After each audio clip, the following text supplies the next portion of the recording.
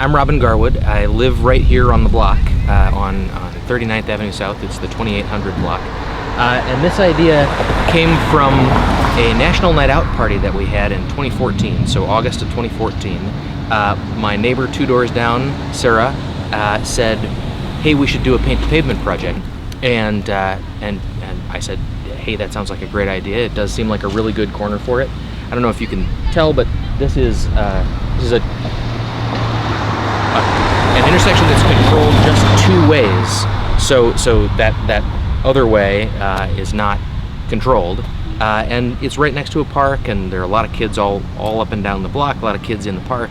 And so one of the big ideas was to have this be a traffic calming thing. And I volunteered to be the artist for it. And I had an idea pretty quickly for the Brackett rocket, to use the Brackett rocket as the imagery and the theme for this Paint the Pavement project. This design was based on the Brackett rocket, and if people don't know, that's an old play structure that was here in Brackett Park that was erected in the 1960s. It's a big metal spaceship. It was actually really dangerous. Kids were getting their heads stuck between the bars, and the whole thing was made of metal. And so they decided they had to take it down, but they, instead of just dismantling it, they kept it somewhere.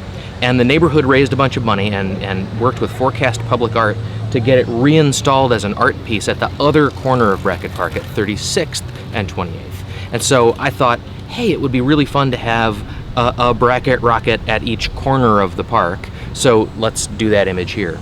And I think the kids had a lot of fun. We had something like 30 kids, I'm not sure exactly how many, and everybody got to draw a little bit of something. And now that it's here, it's kind of a conversation piece. People are getting their pictures taken in front of it. People are enjoying it. And I think that it is slowing traffic down too. Having stood out here for a good long while over the last few days, it really does seem to be affecting drivers' behavior. As they get up to it, they sort of go, should I slow down? Which is exactly what we were after. Except for not everybody, but it has had that effect on a lot of folks.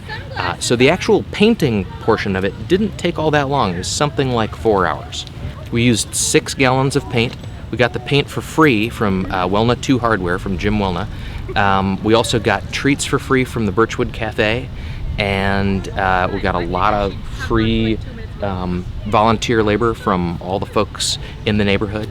The actual event itself was so easy to do that I think people could do these all over the place. And yeah, it's probably not going to last through one winter. It's not a permanent thing, but even just this last week has been worth it. I mean, it's been so fun and so good that I'm hoping that we can do a lot more of these all over the place.